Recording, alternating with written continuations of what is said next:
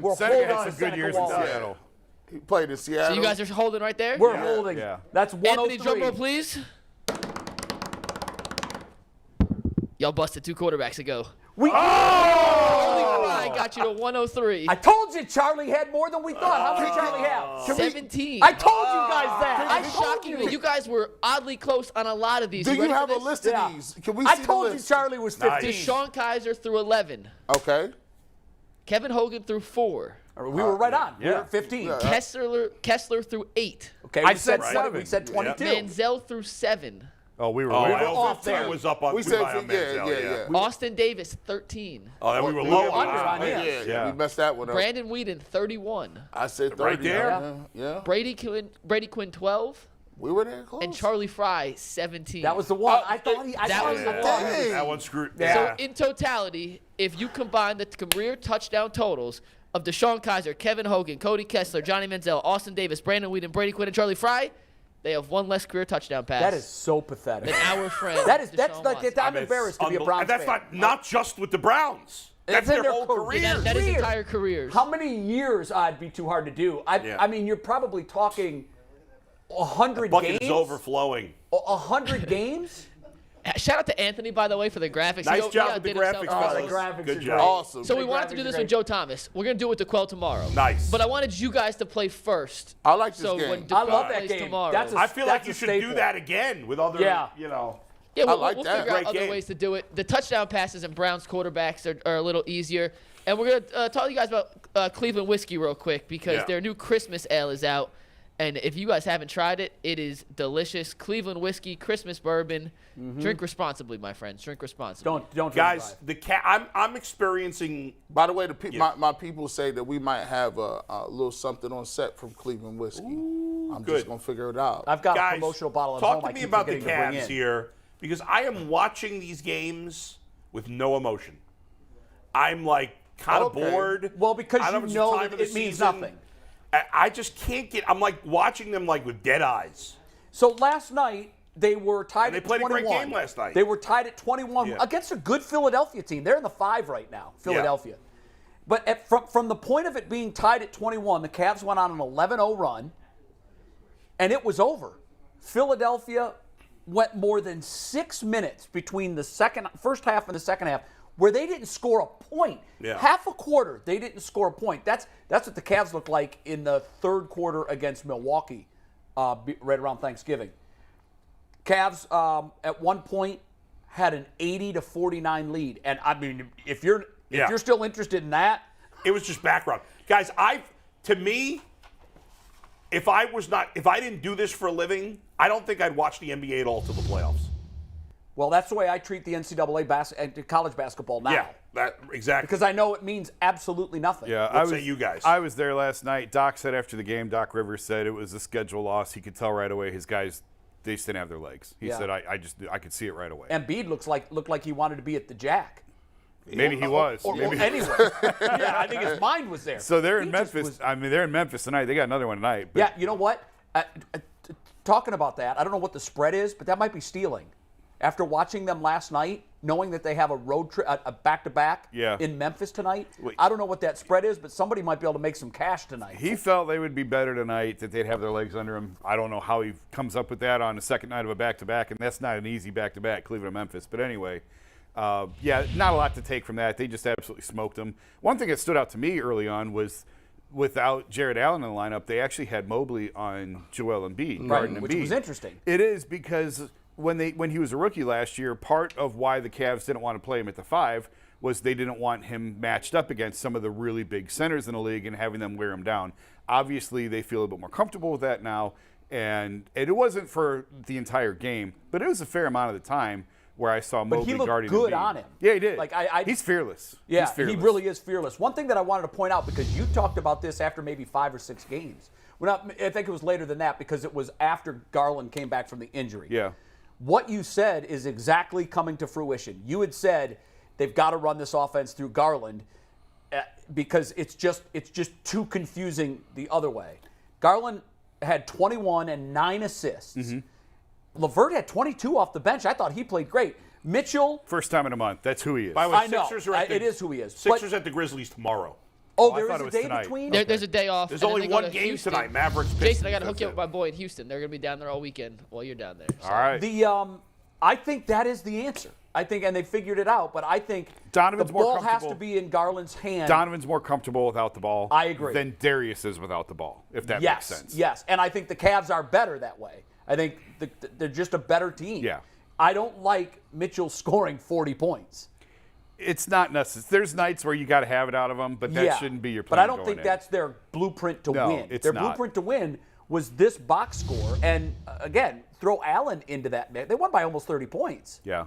Against a good team that may have been disinterested or Without not, their but best defensive player, right. Jared Allen. Very impressive win. I do think it is important that they do get a top 4 seed. Like some of these other teams, I may not think seeding is important. To this young team, I think it'll be really important. I agree. Yeah, I agree. Especially to get Gotta home be in the court. top 4. And if you could get a top 1, 2 because somebody else is sleeping at the wheel and they don't really need it because they got the players, you take it. It's going to be tough to get a top 2. I still think Milwaukee and Boston's best team. What's crazy is Boston's 18-4, and 2 of those losses came Or to the to Cleveland. Cavs. I know. It's nuts. We got to go. I got an impersonation for you guys real quick. You want to see it? Yeah. Okay, this is my impression of Kevin Stefanski coaching for the first 11 games. This is Kevin Stefanski coaching in Houston.